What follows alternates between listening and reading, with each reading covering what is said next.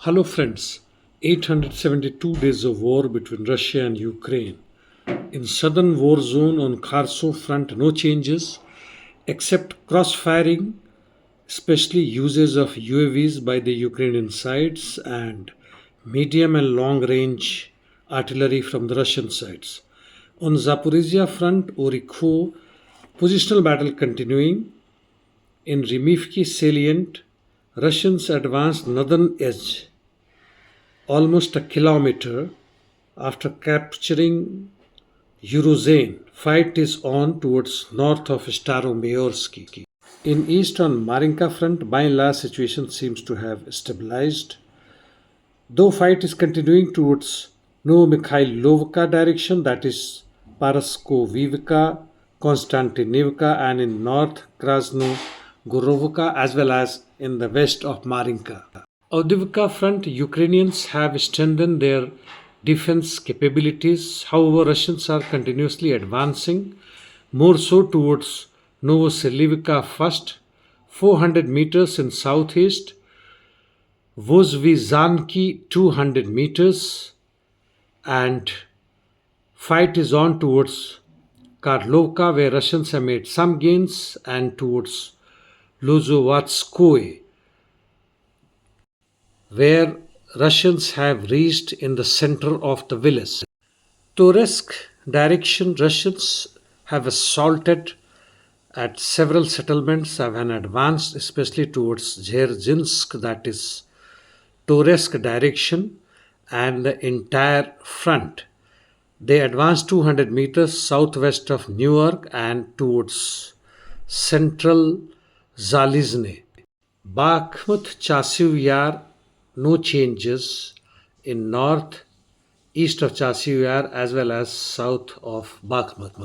Seversk, Russians have advanced after Rozdolivka almost 700 meters. There seems to be paying special attentions in this sector. Northeast Ukraine, Russians advanced almost 2.5 kilometers west of Makhivka in Kupyansk sector, also towards Petropavlivka, approximately 100 meters. Liman, Kremina direction, Ukrainians have made some gains in Serebryansky forestry and east of Turning. As per ISW, Ukrainians also gained east of Berstoy. North of Kharkov, that is Slobozansky direction, heavy fight continuing towards Lipsty as well as Vovchansk. No changes though. Interdiction missions continuing as before. Russians used Iskander missiles in Odisha as well as Kharkiv railway and used UAVs in Poltava. Ukrainians are continuing shelling various Russian regions using UAVs and even missiles. Palestine Israel Middle East, Port of Eilat declared bankruptcy and asked for support from Israeli government as 85% of its activities due Yemenis activities in Red Sea have stopped.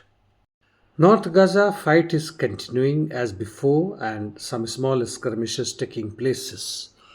In northern Gaza, IDF airstrike was carried out west of Khan Yunis on a camp, killing 71 people and injuring or wounded more than 280 in Al Mawasi. Lebanon Israeli border exchange of fire continuing. Hezbollah launched more than 10 rockets.